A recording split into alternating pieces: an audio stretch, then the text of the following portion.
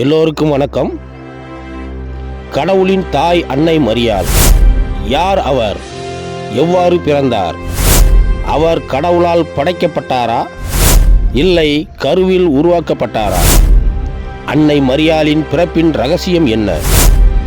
ஏன் அவர் இந்த பூமியில் படைக்கப்பட்டார் என்பதை பற்றி நமது சேனலில் தெளிவாக பார்ப்போம்.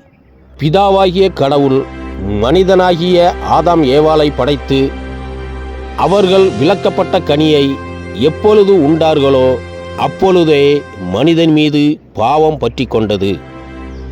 இந்த பாவத்திலிருந்து மனிதனை விடுவிக்க ஆண்டவராகிய கடவுள் மனிதனாக பிறக்க முடிவு செய்தார்.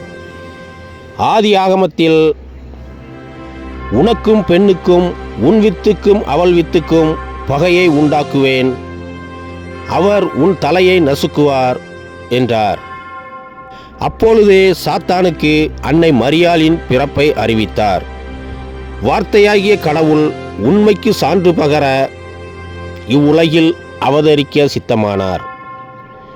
இதோ கன்னிகை கருத்தாங்கி ஒரு குமாரனை பெறுவாள், அவனுக்கு இம்மானுவேல் என்று பெயரிடுவார்கள் என்று எசையா தீர்க்கதரிசி பல ஆயிரம் ஆண்டுகளுக்கு முன்னரே அன்னையின் பிறப்பை அறிவித்து விட்டார். அப்படி என்றால் பரிசுத்தராகிய கடவுள் தான் அவதரிக்க ஒரு கன்னியை தாயாக தேர்ந்தெடுக்கிறார். அவர்தான் நமது அன்னை மரியாள். ஓர் உன்னதமானவர் தன் தாய் எவ்வாறு தூய்மையாக இருக்க வேண்டும், மனிதனின் ஜென்ம பாவம் தன் தாயை தொடக்கூடாது, தன் தாயின் பிறப்பு பரிசுத்தமாக இருக்க வேண்டும் என்று விண்ணகத்தில் திட்டமிடப்படுகிறது. அதற்கு தேர்ந்தெடுக்கப்பட்டவர்கள்தான் சுவக்கின் அன்னாள். இவர்கள்தான் அன்னை மரியாளின் பெற்றோர்கள். இந்த சுவக்கின் அன்னா என்பவர் யார்? கடவுளிடம் குழந்தைக்காக அழுது புலம்பி மன்றாடும் ஓர் மலடிதான் அன்னாள். அவர்களுக்கு வயது முதிர்வடைந்து விட்டது.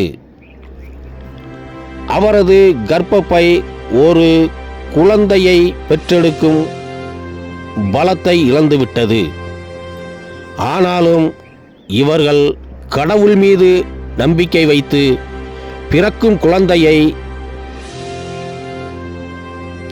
கடவுளுக்கு பணிவிடை செய்ய அர்ப்பணிப்பேன் என்று கடவுளிடம் கூறி மன்றாடினார்கள். இந்த வார்த்தைக்காகத்தான் கடவுள் காத்து கொண்டிருந்தார்.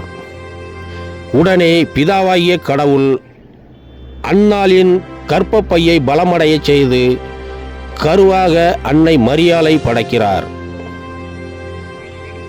அன்னை மரியாள் கருவில் உருவானவர் அல்ல.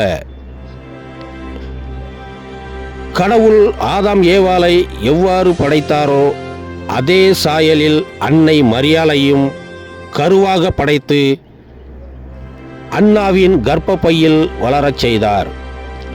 இவ்வாறு அன்னை மரியாள் கடவுளால் படைக்கப்பட்டதால் ஜென்மப்பாவம் தீண்டப்படாமல் பரிசுத்தராய் இவ்வுலகில் அவதரித்தார்.